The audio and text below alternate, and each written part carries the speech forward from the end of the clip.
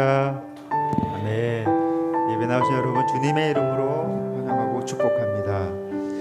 우리 찬양할 때 오늘 찬양의 가사처럼 우리의 교만함과 우리의 천박함과 우리의 거짓됨을 다 내려놓고 주님의 겸손하심과 주님의 거룩하심과 주님의 정직함을 우리가 닮아가길 소원하며 우리의 왕 되신 주님을 우리 함께 찬양하시겠습니다.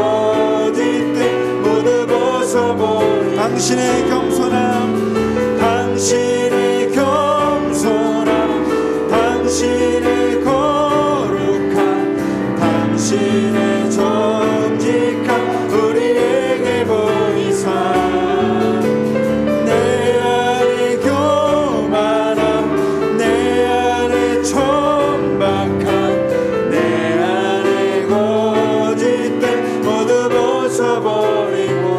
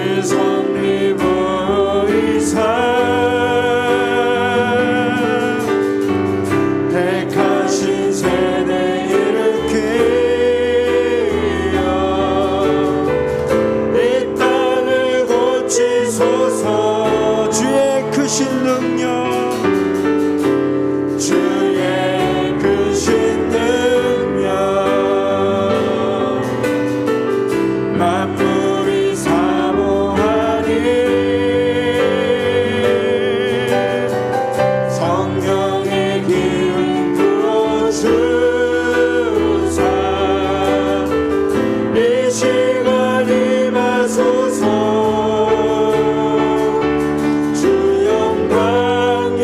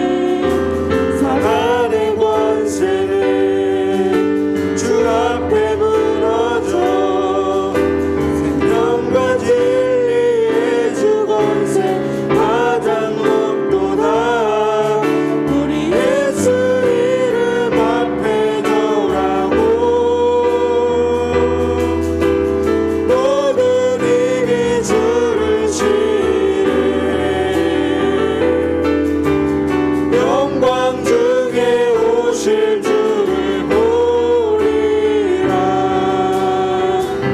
선포해 왕께 만세. 존귀와 위엄을 찬양해 왕의 왕께 만세. 주 예수 하나님 왕께 만세. 왕께 만세. 존귀와 위엄을 찬양해 왕의 왕께 만세. 주 예수 하나님.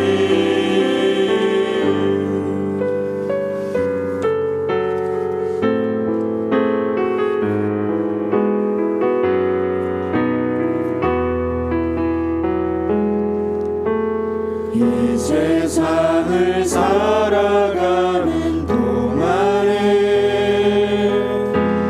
나의 힘을 의지할 수 없으니 기도하고 낙심하지 말 것은 주께서 참 소망이 되심이라. 하나님의 꿈이 나의 비전이 되고 예수님의 성품이 나의 인격이 되고 성령님의 권능이 나의 능력이 되길 원하고 바라고 기도합니다. 주의 길을 걸어가는 동안에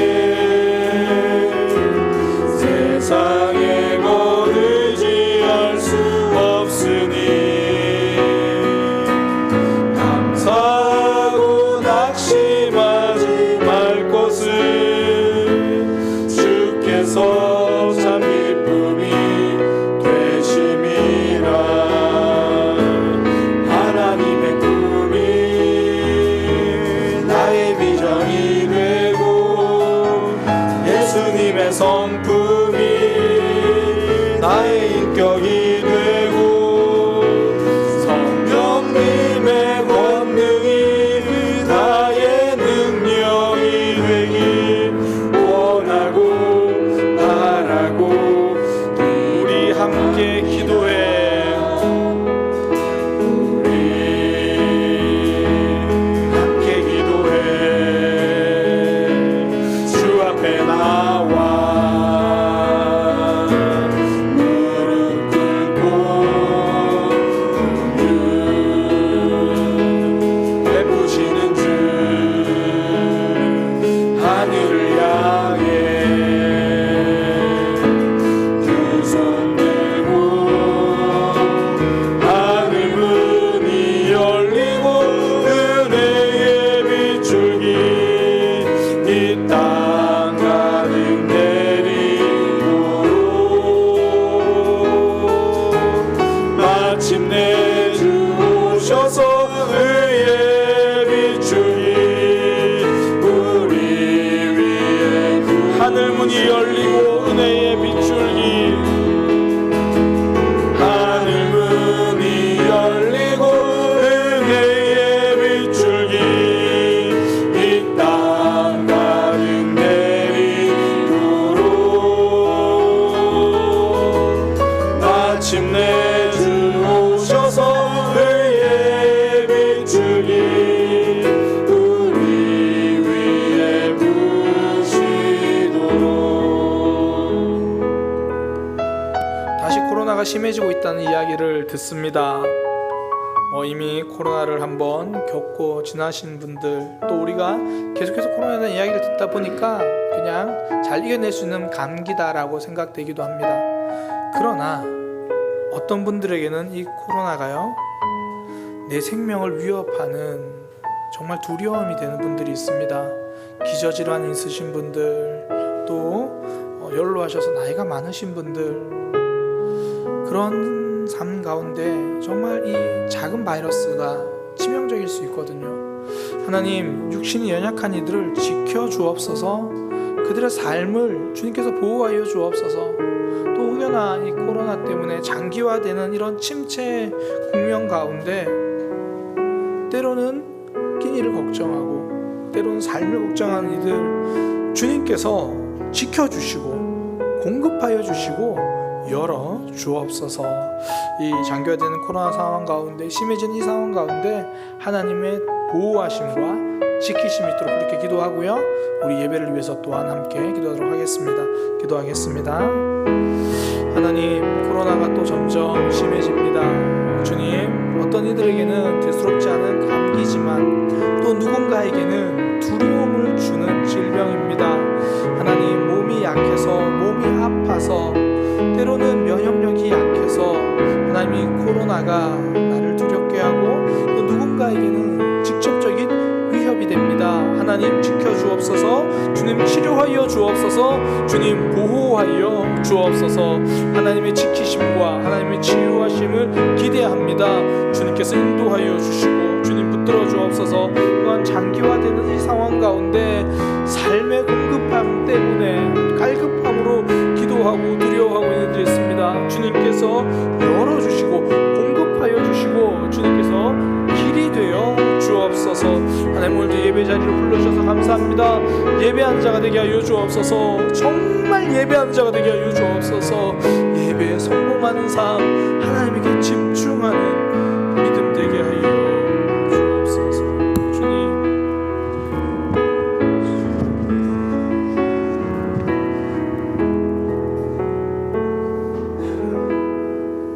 우리에게 매일 새날을 주시는 여호와 하나님의 은혜에 감사드립니다.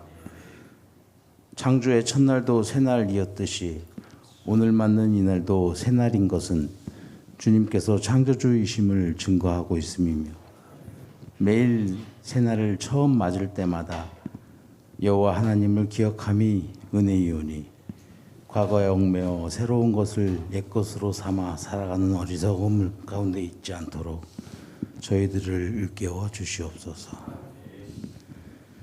우리를 예배의 자리로 불러주신 주님, 우리는 오직 믿음으로 말미암아 무혈의 공로에 힘입어 깨끗함을 입었사오니 나의 조그만 거룩함으로 주님의 보혈을 가리는 교만한 가운데 있지 않게 하시고 오직 성령님의 임재 가운데 영과 진실로 주님 안에 온전히 거하는 예배자가 되게 하여 주시옵소서. 우리 모든 것을 다 아시기에 이 모습 이대로 나아오며 어디로 갈지 갈 바를 알지 못하기에 주님 만나기를 원하고 원하옵나이다. 주님, 지난주에도 주님 따라간다고 하였으나 곧 현실과 결과들로 인해 나는 아무것도 할 수 없음에 좌절하고 있었고, 주님께서 그때 내가 여기 있다 하였으니 내가 찾은 것이 아니고 주님께서 찾아주셨음이, 그럼에도 그 은혜 가운데 거하지 못하고 내가 다시 더욱 주인되어 달려나가다가 더 크게 넘어지는 어리석은 인생입니다. 주님께서 안타깝게 말씀하시기를 왜 나와 함께 하지 않느냐라고 하셨습니다. 진정으로 주님은 나의 왕이십니다. 왕과 함께 춤을 추고 왕과 함께 꿈을 꾸게 하옵소서. 주님께서는 겸손과 여호와를 경외함의 보상은 재물과 영광과 생명이라고까지 말씀하셨습니다. 우리에게 주어지는 많은 고난들이 어쩌면 우리를 선하게 유지하여 주님의 나라로 끝까지 견인하는 주님의 뜻일진데, 범사에 감사하고 쉬지 않고 기도함이 우리를 향한 주님의 모든 뜻이었음을 고백하는 성도들 되게 하여 주시옵소서. 주님께서 끔찍히도 사랑하는 인생들이오니 저희들도 진정으로 서로 사랑하게 하여 주시옵소서. 서로를 돌보고 나누게 하여 주시옵소서. 달려갈 길을 달려가고 주님 앞에 설 때에 우리의 눈물을 닦아주실 예수 그리스도의 이름으로 기도드립니다.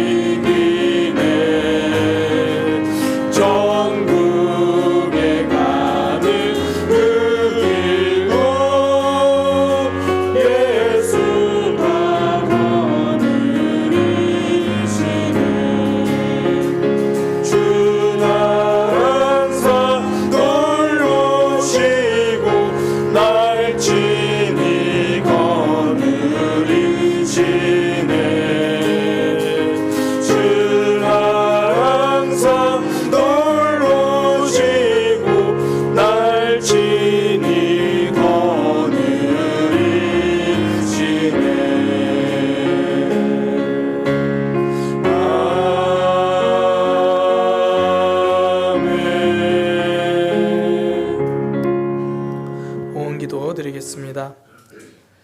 하나님, 우리를 예배 자리로 불러주셔서 감사합니다. 예배 자리로 나오면서 주님 앞에 물질을 드릴 수 있는 믿음을 주셔서 감사합니다. 이 물질이 우리 믿음의 고백입니다. 하나님을 향한 우리의 마음입니다. 주님께서 받으시고 이 물질이 쓰이는 곳곳마다 하나님의 사랑이 드러나고 복음이 확장되는 역사가 있게 하여 주옵소서. 하나님, 이 땅을 살아갈 때에 물질이 필요합니다. 그러나 물질만 의지하지 않게 하시고 하나님을 의지하는 믿음의 삶이 되게 하여 주옵소서. 하나님의 공급하심을 기대하고 하나님을 바라보는 신앙 되게 하여 주옵소서. 우리의 믿음과 삶이 흔들릴 때마다 주님께서 믿음 주시고 또한 삶도 붙들어 주시고 공급하여 주셔서 하나님으로 살아가는 백성 되게 하여 주옵소서. 예수님의 이름으로 기도드립니다. 아멘. 교회 소식입니다. 예배에 참석하신 분들을 주님의 이름으로 환영합니다. 예배할 수 있음이 축복입니다. 옆에 있는 지체들과 함께 인사하겠습니다. 우리 교회는 하나님이 일하시는 교회입니다. 사랑의 교회는 하나님을 기대합니다. 하나님께 기도하고 있습니다. 아멘. 함께 말씀 보도록 하겠습니다. 창세기 45장 3절에서 8절까지 말씀입니다. 창세기 45장 3절에서 8절까지 말씀입니다. 요셉이 그 형들에게 이르되 나는 요셉이라 내 아버지께서 아직 살아 계시니까 형들이 그 앞에서 놀라서 대답하지 못하더라. 요셉이 형들에게 이르되 내게로 가까이 오소서. 그들이 가까이 가니 이르되 나는 당신들의 아우 요셉이니 당신들이 애굽에 판 자라. 당신들이 나를 이곳에 팔았다고 해서 근심하지 마소서. 한탄하지 마소서. 하나님이 생명을 구원하시려고 나를 당신들보다 먼저 보내셨나이다. 이 땅에 2년 동안 흉년이 들었으나 아직 5년은 밭갈이도 못하고 추수도 못할지라. 하나님이 큰 구원으로 당신들의 생명을 보존하고 당신들의 후손을 세상에 두시려고 나를 당신들보다 먼저 보내셨나니 그런즉 나를 이리로 보낸 이는 당신들이 아니요 하나님이시라. 하나님이 나를 바로에게 아버지로 삼으시고 그 온 집의 주로 삼으시며 애굽 온 땅의 통치자로 삼으셨나이다. 아멘.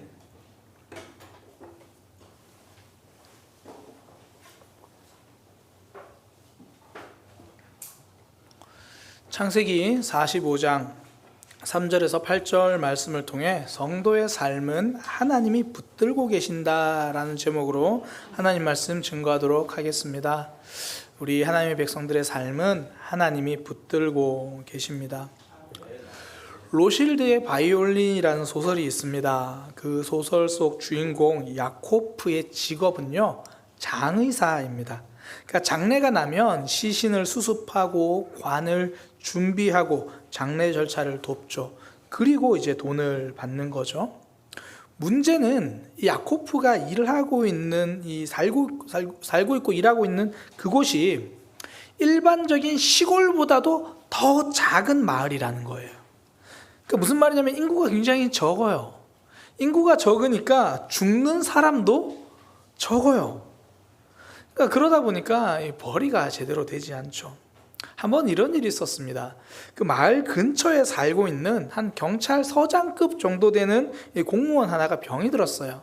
근데 그 병이 좀 오래돼서 누가 봐도 이거는 이제 좀 더 살 가망이 없다 싶은 이제 그런 상황이 된 거거든요. 그러니까 야코프 입장에서는 이게 생각을 하게 되잖아요. 이제 장례가 나면 아무래도 경찰서장 정도 되니까 좀 비싼 관으로 주문하겠지. 안감은 이런 걸로 준비해야겠다. 이렇게 해야겠다. 나름 이제 얼마 정도 돈을 벌 수 있겠다. 혼자 이제 견적을 내는 거예요. 그러고 있는 중에 그 환자가 이제 경찰서장 그 환자가 큰 도시에 가서 잠시 치료를 받으려고 갔다가 그 도시에서 임종을 해버린 거예요. 그러니까 장례를 거기서 다 치러버린 거죠. 그러니까 야코프 입장에서는 이게 또 손해가 났네. 이제 그러면서 원래 내가 했으면 벌 수 있었을 돈은 이건데 손해가 났다고 생각을 하면서 손해 그러고 있는 거예요. 근데 야코프 이 사람이 원래 이 손해라는 생각이 늘 사로잡혀 있어요. 심지어 매일매일 수첩에다가 근데 오늘 어떤 손해 얼마를 받는지 그걸 적는 수첩을 이 사람이 가지고 있어요. 매일 쓰는 거예요. 뭐 오늘날로 예를 들면 이런 식이에요. 오늘 비가 오네. 비만 안 왔으면 내가 오늘은 기필코 공사장 가서 인부 일이라도 했을 텐데, 아우 비가 가서 못 갔으니까 그 임금 15만 원 손해, 그게 적은 거예요. 뭐 예를 들어 이제 주일이라서 일 못하네. 내가 주일만 아니었으면 내가 장미사 일이 없는 동안 거기서 일했을 텐데 또 일 못 갔으니까 15만 원 손해. 비가 안 와도 일을 안 하지만 그냥 그렇게 적는 거예요. 그리고 뭐 예를 들어 이제 차를 놓쳤어요. 차를 놓쳤네. 시간이 돈인데 30분 늦었네. 시급 절반 정도 잡으면 한 5천 원 손해. 그냥 그렇게 적는 거예요. 매일 삶이 그런 식입니다. 어떨 때는 날씨 탓, 어떨 때는 사람 탓. 주인공 야곱은 항상 상황 탓을 하며 손해를 기록하는 거예요. 그냥 손해 거기에 매여 있습니다. 그러니까 집에 가서도 늘 그러는 거예요. 그러니까 오늘 어떤 손해를 받고 오늘 이런 손해를 받고 늘 불만과 트집 그런 것밖에 없죠. 그러니까 그에 같이 살고 있는 아내가 어떻겠어요? 차를 한 잔 마시고 싶어도 남편이 늘 손해 말하니까 차 마시고 싶어도 그냥 물 끓여서 뜨거운 물 마시는 거예요. 이 아내가 나중에 병이 들어서 이제 죽게 됐거든요. 그러니까 본인 죽겠다 생각이 든 거예요. 그때 남편에게 나 이제 죽는다라고 이야기하면서 굉장히 편안한 표정을 짓습니다. 이제는 남편의 트집과 윽박지른 소리, 그 손해 소리 안 듣게 됐다라고 오히려 편안해하는 거예요. 늘 손해와 상황, 지난 과거에 매여 있는 야코프는요, 본인도 힘들고 주변도 힘들게 하는 거죠. 상황에 매여 있으면 죽은 인생 삽니다. 그런데 오늘 본문 등장하는 요셉은요, 정반대의 삶을 살고 있어요. 오늘 본문의 요셉, 우린 요셉의 이야기를 너무나 잘 알잖아요. 요셉의 삶만 보면 그도 늘 원망하고 불평, 원망, 억울함만 이야기해도 그의 삶이 충분할 것 같거든요. 보디발의 집에서 열심히 일하다가 그 보디발의 아내가 유혹해서 그 유혹을 거절했더니 오히려 누명을 쓰잖아요. 주인님한테 죄를 지으면 안 됩니다. 하나님 앞에 죄를 지으면 안 됩니다. 그랬더니 그 보디발의 아내가 오히려 저 사람이 나를 겁탈하려고 했다. 그렇게 말하고서는 요셉을 결국 감옥에 가두게 되는 그런 상황이죠. 와, 내 인생이 왜 이렇게 꼬이나? 그런 생각 들잖아요. 보디발의 아내가 얼마나 원망스럽겠어요. 원망 아마 해보신 분들은 알죠. 주변에 원망한 있는 사람들은 알 거예요. 원망은요, 항상 불똥이 튀어요. 처음 이 사람 원망하다가 나중에 막 이야기하다가 아니 당신은 그때 뭐 했어? 이제 그렇게 되는 거죠. 보디발의 아내만 미워하다가 분명히 보디발도 미워했겠죠. 그냥 일할 때 평범한 하인으로 뒀으면 되는데 왜 굳이 나를 가정 총무까지 삼아가지고 이 주임 마님의 눈에 띄게 해가지고 그러냐고. 나중에는 본인이 결정했던 그 결정도 원망할 수도 있지 않을까요? 그냥 그때 모른 척 눈 감고 주임 마님 원하는 대로 그냥 할 걸. 괜히 믿음 지키겠다가 이게 지금 무슨 손해야? 지금 그럴 수도 있다는 거예요. 무엇보다 계속 마음속에 응어리로 남아져 있는 게 형들에 대한 미움일 수 있잖아요. 형들이 나를 안 팔았으면, 형들이 그때 나한테 이렇게 하지 않았으면 계속 그 원망과 불평에 매여 살 수 있는 인생입니다. 그런데 오늘 본문에 보니까 요셉이 그렇지 않더라는 거예요. 오늘 본문은 요셉이 총리가 된 다음에 형들 앞에서 자신의 이제 신분을 밝히는 그런 모습이거든요. 그런데 이렇게 말해요, 형들한테. 형들, 내가 요셉입니다. 형들이 나를 팔았잖아요. 내가 바로 그 요셉이에요. 그런데 형들이 나를 팔았다고 해서 근심하지 마십시오. 걱정하지 마십시오. 한탄하지 마십시오. 형들이 나를 팔아서 여기 온 게 아니라 형들은 나를 팔았지만 하나님께서 나를 총리 만들어서 나도 살고 애굽도 살고 형님도 살고 우리 가족도 살고 그렇게 하려고 하나님이 나를 보내신 거예요. 그는 형들을 원망하는 그 삶에 매여 있지 않았다라는 거예요. 내 인생은 하나님의 손안에 있다. 그거 고백하는 거죠. 성도는요, 상황에 매여 있지 않습니다. 하나님의 손에 붙들려 있는 거예요. 저와 여러분, 우리의 삶은 하나님이 붙들고 계십니다. 제가 아는 한 목사님이 뒤늦게 신학을 하신 분이에요. 직장 생활을 하다가 신학을 하셨는데요. 그분이랑 대화하다가 이제 그분의 신앙의 여정을 이제 쭉 듣게 됐습니다. 이야기를 들어보니까 청년 때는 교회를 잘 안 나갔대요. 교회 정말 나가기 싫었는데 그 형이 믿음이 좋아가지고 형이 이제 막 교회 가자, 교회 가면 이쁜 아가씨들 있다, 이제 그렇게 해서 교회를 나가게 됐대요. 그 대충 다니고 띄엄띄엄 다니고 그러다가 이제 형이 이제 어떻게든 간에 이 동생을 전도하고 또 좀 이 형 입장에서는 좋은 사람이랑 맺어주면 좋잖아요. 교회 오래 다녔으니까 저 자매면 되겠다. 진짜 참하고 신앙 좋은 자매가 있어가지고 동생을 소개시켜 준 거예요. 동생도 이제 그 아가씨가 마음에 드니까, 이제 그 목사님도 마음에 드니까 어쨌든 이제 뭐 데이트도 하고 그래야 되겠는데 이 성가대에다가 주일학교 교사인 거예요.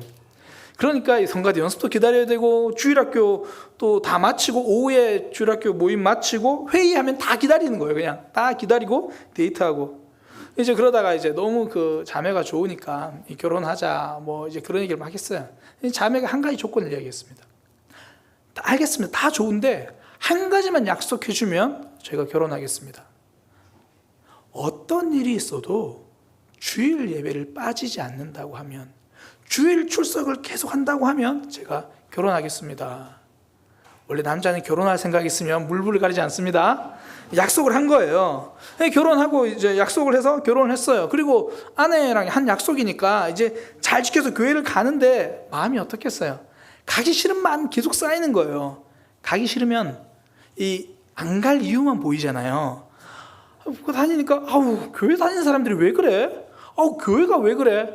나 진짜 교회 못 갈래. 이제 그렇게 이야기하고 아내한테는 실컷 이야기하고 이제 그 다음 주에 교회 가서 이제 그 자기 남성교회 회장한테 이야기하고 안 가겠다고 말하는데 그 주에 연락이 온 거예요. 뭐 하냐고. 우리 이번에 어디 모임 가는데 같이 가지 않겠냐고. 그래서 갔다가 또 말을 못하고 또 그 다음 주도 교회 가고. 그러니까 마음속에 교회 안 가겠다, 교회 옮기겠다 그런 생각 들면 타이밍 좋게 막 연락 오고, 그렇게 세월을 보낸 거예요. 그 가운데서 오랜 세월 동안 사모님이 계속 이제 기도해 주신 거죠. 그리고 나서 뒤늦게 하나님을 만났습니다. 그리고 신학교 가서 목사님이 되셨는데 그분이 하시는 고백, 그 모든 순간과 세월이 하나님의 손길이었다는 거예요. 하나님이 붙들어 주시는 거예요. 나를 교회에 데려갔던 형이 하나님의 손길이었고, 날라리 신자이던 자신에게 교회 출석만 꾸준히 한다면 결혼해 주겠다고 말했던 그 아내의 약속이 나를 붙들어 주겠다는 하나님의 약속이었고, 때로는 부담스러운 교회 식구들의 연락, 때로는 반가운 교회 친구들의 이야기, 그 모든 순간이 하나님의 손길이라는 거예요. 하나님은 그렇게 목사님을 붙들고 계셨죠. 성도의 삶은요, 하나님이 붙들고 계십니다. 우리가 믿음이 생길 때가 언제입니까? 내 삶이 하나님 손안에 있다는 것을 깨달았을 때잖아요. 정말 아무 생각 없이 교회 다니다가 어느 날 갑자기 그게 깨달아지잖아요. 하나님이 나를 붙들고 계시는구나. 나도 하나님의 자녀이구나. 이 마음이 시작되면 믿음이 시작됩니다. 우리가 너무나 잘 아는 찬양 있잖아요. 오신실하신 주. 2절에 보면 지나온 모든 세월 돌아보아도 그 어느 것 하나 주님의 손길 안 미친 것 전혀 없네. 그 모든 내 삶에 하나님의 손길이 다 있더라는 거예요. 이걸 고백하는 것이 믿음입니다. 그러니까 사단이 어디에 집중하겠어요? 사단의 전략이 무엇이겠습니까? 이 하나님의 손을 보지 못하도록 하는 게 사단의 전략이에요.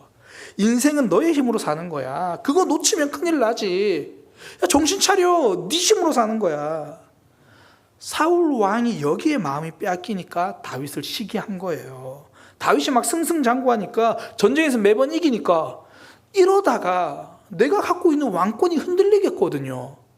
그러니까 이 왕권을 내가 유지해야 된다 생각하니까 다윗을 시기하죠. 다윗을 주목합니다. 그때부터 내 마음이 다윗에 매어버리는 거예요. 이런 사람들은요, 내 미래도 내 자녀도 전부 내가 준비하지 못하면 큰일 난다고 생각을 해요. 실제로 사울 왕이 아들 요나단에게 뭐라 그러냐면 지금 다윗을 꺾어놓지 않으면 네가 다음 왕이 되지 못할 거야. 그렇게 말해요. 전부 내가 준비하고 내가 준비해줘야 되고 내가 못하면 아무것도 안 된다고 생각을 하는 거예요. 그래서 나중에 세월이 지나고 내 삶의 힘이 좀 꺾이잖아요. 그때부터는 과거에 매여요. 내 힘이 빠지고 나면 날마다 이제 하는 이야기가 옛날이요. 그래도 그때는 괜찮았는데 후회에 빠지거나 추억에 빠지거나 내 힘이 있었을 그때는 전성기였는데 그렇게 생각해요. 내 힘이 있을 때가 전성기가 아니고요. 하나님을 깨달았을 때가 전성기입니다. 내 삶은 하나님이 붙들고 계시는구나 이거 고백하는 삶 그때부터 전성기예요.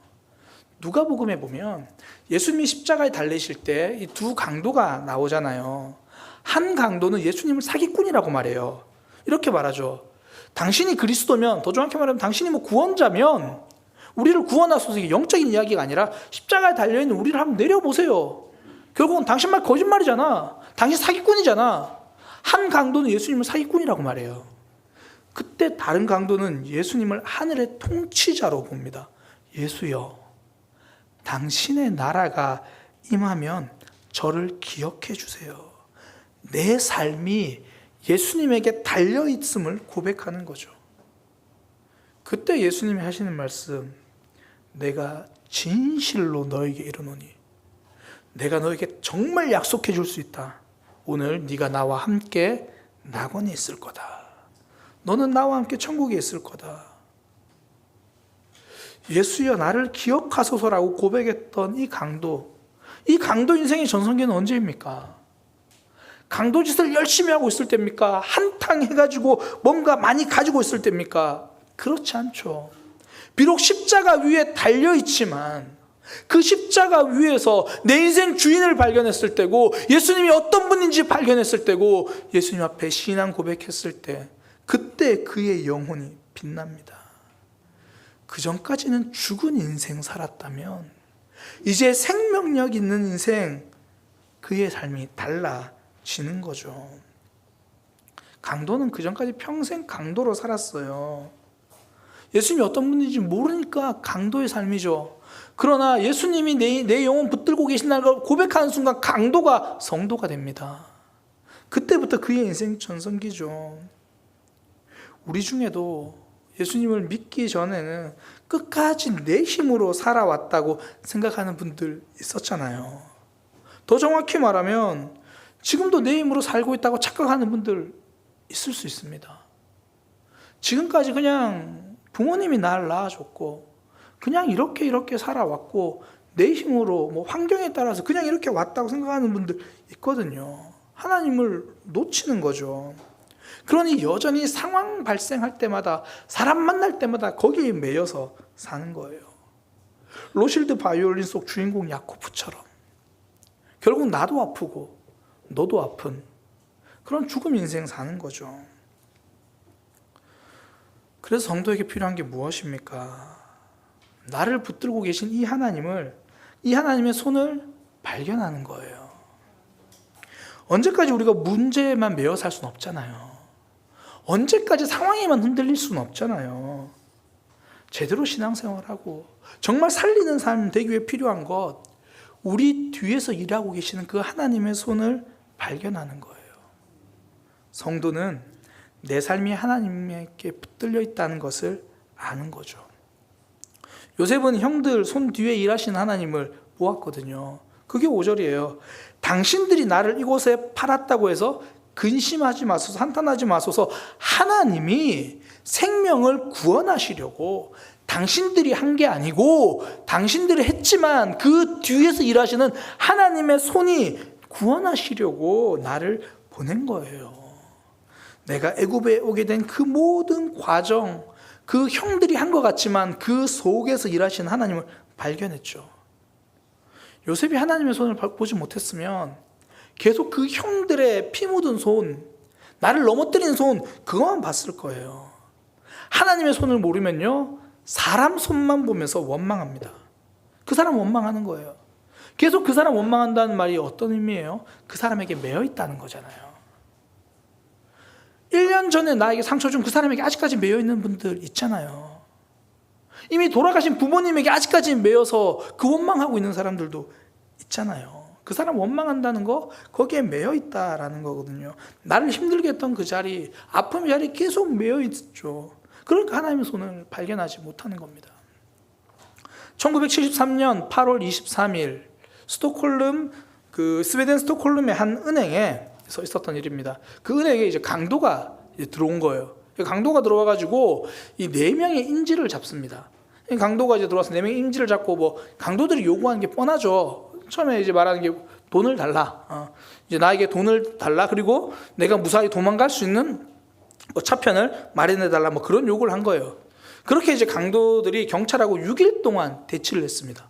6일 동안 대치를 하는 동안 이제 인질을 어떻게 잘 잡고 있어야 되니까 처음에는 이제 인질들을 막 윽박 지르죠. 두렵게 했습니다. 근데 6일 동안 그럴 수는 없잖아요. 그러다 보니까 이제 인질을 좀 편의를 봐주기도 해요. 인질 중에 한 명이 이제 가족과 연락을 하지 못하고 있으니까 이제 오히려 그 강도가 좀 위로해 줍니다. 아유, 조금만 참아. 나도 이거 잘 해결되면 내가 나가면 가족 만날 수 있을 거야. 또 다른 인질은 또 하필 감기가 걸렸어요. 그러니까 그 강도가 자기가 입고 있던 코트를 이제 벗어가지고 좀 견뎌봐봐. 나 이거 해결되면 이제 서로 다 되는 거야. 막 그러는 거예요. 그렇게 6일이 지나고 나서 경찰이 은행에 진입하고 강도가 붙잡혀요. 근데 놀라운 건 그때 인질로 잡혀있던 사람들의 반응입니다. 경찰이 진입하기 전에 먼저 이 연막탄을 이 은행 안으로 쏘았거든요. 그러니까 막 연기가 나고 하니까 강도가 안 되겠다 싶어서 항복을 한 거예요. 항복을 하니까 이제 밖에서 경찰이 하는 말이 그러면 인질부터 나오세요, 나오세요 그렇게 이야기하니까 인질들이 안 나가겠다는 거예요. 우리는 이 강도와 함께 나가겠다, 이분과 함께 나가겠다 그러는 거예요. 오히려 그러면서 이 사람 좋은 사람이에요. 강도 편을 들기 시작하는 겁니다. 인질이 강도와 함께 있다가 오히려 강도 편을 들기 시작하는 거예요. 그래서 이 모습을 보고 그때부터 이걸 스톡홀름 증후군이라 불러요. 스톡홀름 은행에서 일어났던 스톡홀름 증후군. 그러니까 피해자가 계속 가해자한테 어떤 억압되어 살다 보니까 가해자를 의존하는 거예요. 가해자의 마음을 스스로가 그냥 그럴 수도 있지라고 생각해버리는 거예요. 우리의 삶에도 원치 않는 강도가 찾아올 때가 있죠. 사람 때문에 상처받기도 하고 때로는 건강, 때로는 상황 때문에 아픔과 상처를 경험할 때가 있거든요. 그런데 언제까지 거기에 매여서 인질 노릇을 할 필요는 없다라는 겁니다. 사단은 우리가 아픔과 상처, 과거에 집중하게 만들어요. 우리의 영혼을 그 문제에다가 꽉 묶어두고 인질로 삼거든요. 그러면서 하나님을 못 보게 만듭니다. 형들이 요셉을 팔았을 때 나이가 요셉이 17살이에요. 그리고 요셉이 총리가 됐을 때가 30살이고요. 그리고 시간이 좀 지났습니다. 17살 때부터 만약에 요셉이 계속 형들만 원망하고 있었으면 그 오랜 세월 형들에게 팔린 거는 벌써 10년이 넘었는데 계속 그의 마음은 형들한테 매여 있을 수밖에 없거든요. 그러면서 하나님을 놓치는 거죠. 사단이 우리를 어디에 묶어두고 있습니까? 내 과거의 결정에 묶어두고 있습니까? 내가 받은 상처에 묶어두고 있습니까? 내 갈등에 묶어두고 있습니까? 그때 그 일, 그 상황에 아직도 우리를 묶어두고 지금 인질극을 벌이려고 하는 거예요. 하나님의 백성은 사단의 인질이 아닙니다. 문제와 아픔, 상처의 인질이 될 필요가 없습니다. 예수님이 매여있는 우리를 살려주셨기 때문입니다. 이사야 53장 말씀, 그는 실로 우리의 질고를 지고 우리의 슬픔을 당하였도다. 내 아픔과 내 상처를 예수님이 짊어지셨다라는 거예요. 그가 찔림은 우리의 허물 때문이요. 내가 실수해서 잘못했던 거 그것 때문에 아직까지 붙들고 계십니까? 예수님의 찔림과 십자가에는 그 실수와 허물까지 용납해 주신다는 거예요. 그가 상함은 우리의 죄악 때문이라 하나님을 향해서 등 돌리고 있고 이번 주도 또 넘어졌고 하나님과 여전히 멀어져 있는 그 우리의 연약함도 감당하시기 위해 십자가를 치셨다는 거예요. 그가 징계를 받음으로 우리는 평화를 누리고 그가 채찍에 맞음으로 우리는 나음을 입었도다. 예수님이 사탄의 인질극을 끝내셨습니다. 우리가 예수님을 믿는다는 것은 우리의 영혼이 구원받는다는 말도 되지만 죄에서 해방되었다는 말도 되지만 나를 얽매고 있는 과거와 부정적인 것에도 탈출하게 된다는 말입니다. 제가 실제로 사역을 하면서 정말 많이 경험을 해요. 예수님을 만나고 나면요, 보통 일반적으로 나오는 패턴이 그래요. 예수님 만나고 나면 당연히 교회생활 잘하겠죠. 그리고 또 뭐 주변의 가족들, 주변 사람들 잘하겠죠. 뭐 주변 사람들에게 더 좋은 모습 보여주겠죠. 그러나 거기서 끝나지 않고요, 반드시 따라오는 게 주변만 사랑하는 게 아니라 나 자신을 사랑하게 되더라고요. 내가 나를 사랑하게 되고 내가 나를 용서하고 용납하게 되는, 과거에 얽매였던 것에서 풀려나는 역사를 제가 사역하면서 여러 번 봅니다. 그동안 사단의 속임수에 속아서 계속 과거의 상처에 매여 있었는데 어느 순간 내가 하나님의 아들이구나, 내가 하나님의 딸이구나, 내가 하나님의 백성이구나, 이걸 깨닫는 거예요. 그러면서 나를 묶고 있던 상처와 아픔의 사슬을 끊는 거죠. 요셉은 지난 과거를 하나님의 은혜로 고백합니다. 하나님이 인도하셨다는 거죠. 그걸 선명하게 보여주는 요셉의 고백이 요셉의 말이 뭐냐면 형들을 향한 위로예요. 지금 가해자는 형들이거든요. 쉽게 말해서 때리는 사람은 형이에요. 형들이 요셉을 팔았거든요. 구덩이에 집어넣고 죽이려고 집어넣었다가 그런 상황, 물이 없어서 살았잖아요. 그 형들이 팔았는데, 근데 요셉이 지금 하는 이야기, 형들 걱정 마세요. 형들 너무 한탄하지 마세요. 피해자가 가해자를 위로해 주고 있습니다. 과거의 아픔에서 벗어나니 오히려 위로자가 되죠. 저는 우리 모두가 과거의 삶을 돌아보며 이 하나님의 은혜를 고백하게 되기를 소망합니다. 거기 매여 있는 것이 아니라 이제 나는 거기서 회복되었어요. 이제는 그거 붙들지 않아요. 이미 우리의 모든 삶은 하나님 손안에 있다는 거죠.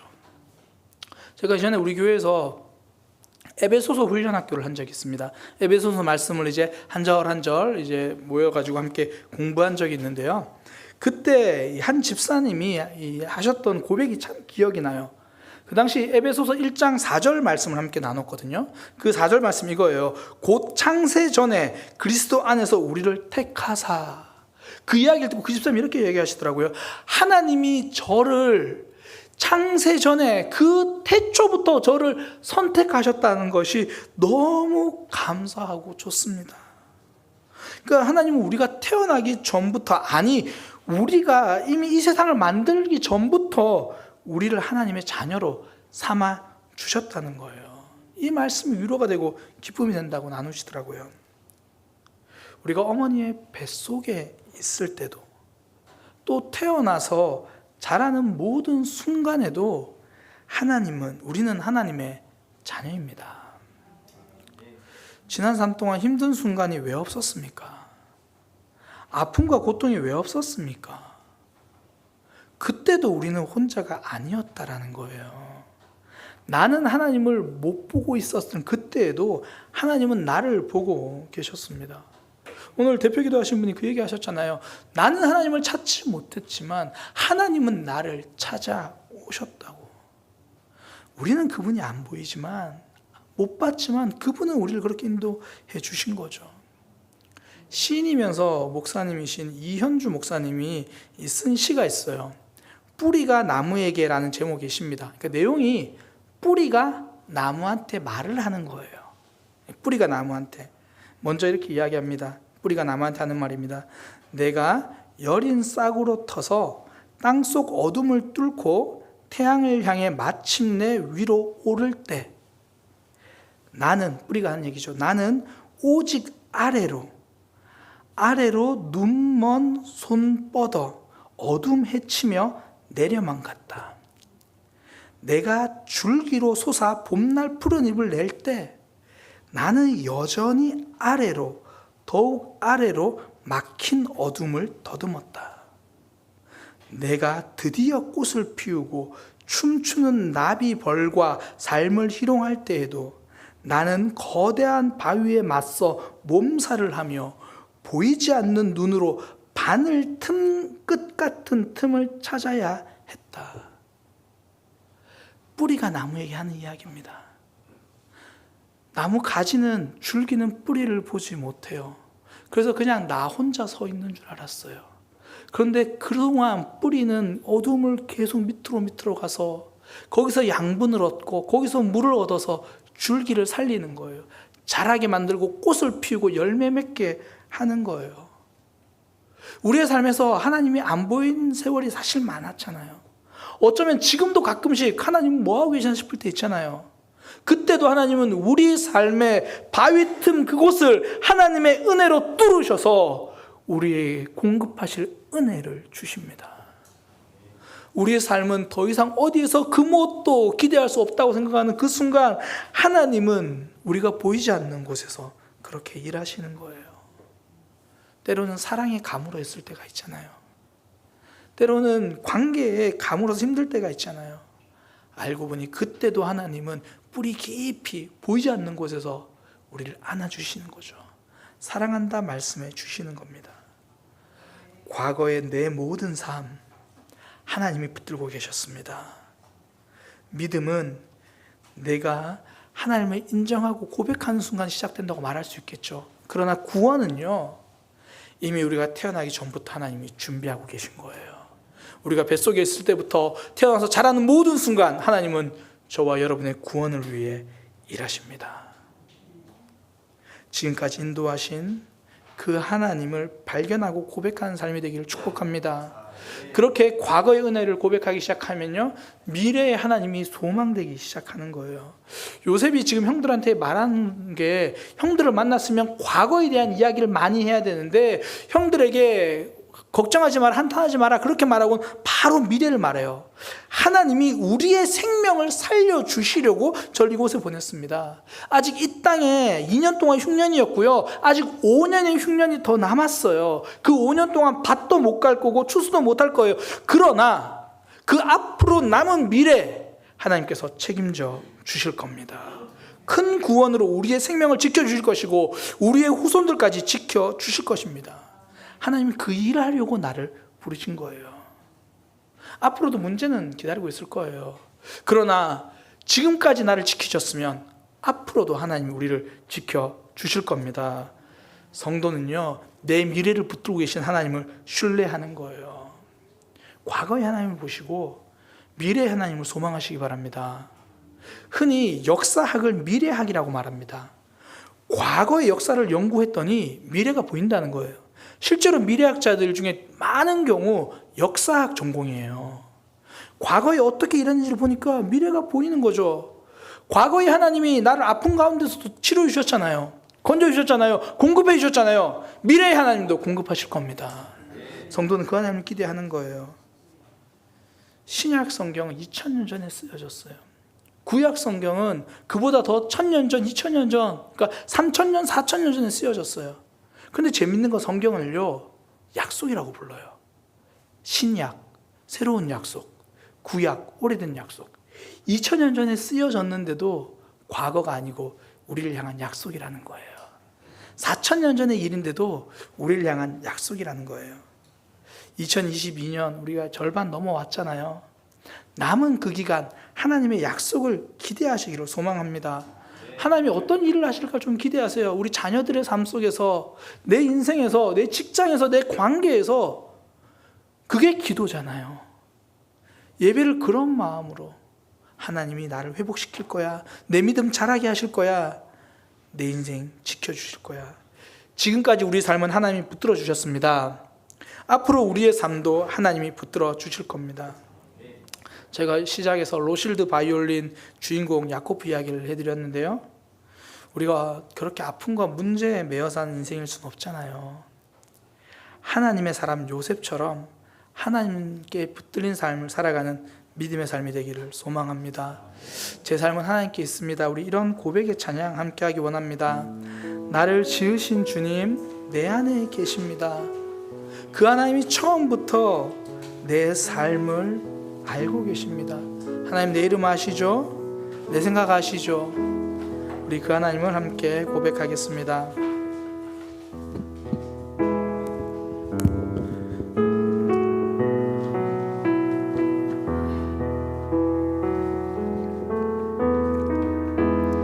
나를 지으신 주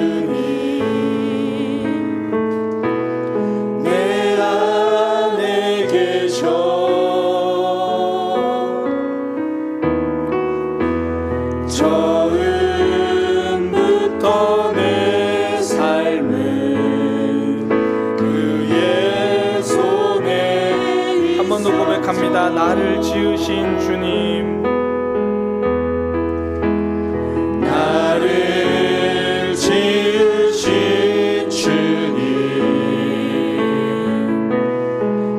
내 안에 계셔. 처음부터 내 삶은 그의 손에 있었죠. 하나님 나를 아시죠? 내 이름 아시죠.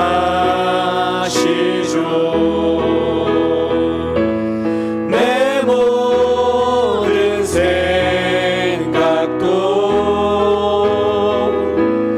내 흐르는 눈물 그가 닦아주셔. 내 이름 아시죠? 내 이름 하나님 내 삶 아시죠? 하나님 내 생각 아시죠? 하나님 내 연약함 아시죠? 나의 부족함 아시죠? 그러나 하나님이 나를 붙들어 주시잖아요. 그러나 하나님 나를 위로해 주시잖아요. 하나님 나를 지켜 주시잖아요. 우리 함께 고백합니다. 그는 내 아버지, 그는 내 아버지, 난 그의 소유. 내가 어딜 가든지 날 떠나지. 그는 내 아버지, 그는 내 아버지, 난 그의 소유. 난 그의 소유. 내가 어딜 가든지, 내가 어디에 있든지, 내가 어떤 모습이든지 가든지 날 떠나지 않죠. 내 이름 아시죠? 내 이름 아시죠. 내 모든 생각도 나 바라볼 때 그가 들으시. 내 이름 아시죠? 내 이름 아시죠. 내 모든 생각도 나 바라볼 때 그가 들으시죠. 우리 오늘 말씀을 기억하면서요, 한 가지 선명하게 우리가 기도하기 원합니다. 하나님, 나의 삶에서 하나님의 손을 경험하고 발견하게 하여 주옵소서. 지난 나의 모든 삶, 아직까지 내가 매여있는 아픔이 있고, 아직까지 매여있는 불평이 있고, 아직까지 매여있는 상처가 있다면 그 속에서 하나님은 뭐하고 계셨는지 그 하나님의 손을 발견하게 하여 주옵소서. 하나님, 앞으로의 내 삶에서도 하나님이 일하실 그 하나님의 손을 기대하게 하여 주옵소서. 우리 하나님의 손을 발견하고 하나님의 역사를 기대하는 삶이 되게 해달라고 그렇게 함께 기도하도록 하겠습니다. 기도하겠습니다. 하나님, 우리의 삶에서 하나님을 기억하며 하나님을 생각합니다. 과거에 내 삶 가운데 일하셨던 그 하나님을 생각하고 발견할 수 있게 하여 주옵소서. 나 혼자 살아온 것 같은데, 나 혼자 몸부림친 것 같은데 하나님이 계셨습니다. 상황에 따라 흘러온 것 같고, 내가 한 결정 때문에 여기까지 온 것 같은데 그 속에 하나님의 손이 있었습니다. 그 속에 하나님의 은혜가 있었습니다. 하나님의 손길이 있었습니다. 지금 지금까지 내 삶 하나님이 붙들어 주셨습니다. 앞으로의 내 삶 하나님이 붙들어 주실 겁니다. 더 이상 문제와 상황, 상처를 보지 않고 나를 붙들어 주신 하나님의 손을 발견하게 하여 주옵소서. 과거도 미래도 내 삶은 모두 하나님 안에 있습니다. 하나님 그걸 발견하게 하여 주옵소서. 2022년 절반이 넘게 지났습니다. 남은 2022년을 하나님의 일하심을 소망하게 하여 주옵소서. 하나님께 기도하고 하나님의 응답을 사모하며 하나님을 꿈꾸는 삶이 되게 하여 주옵소서. 주님, 나를 향한 약속 붙드는 삶이 되게 하여 주옵소서. 우리의 삶 가운데 일하셨던 그 하나님을 깨닫고 발견하는 시간 되게 하여 주옵소서.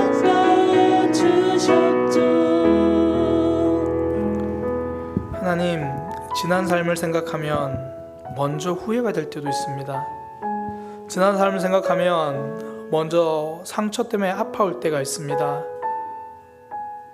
하나님, 다시 한번 지난 삶을 꼼꼼히 돌아보게 하여 주옵소서. 혼자라 생각하며 아팠는데 거기에 하나님의 손이 있었음을 발견하게 하여 주옵소서. 상처로 혼자 울고 있는 줄 알았는데 위로의 하나님이 내 곁에 계셨음을 발견하게 하여 주옵소서.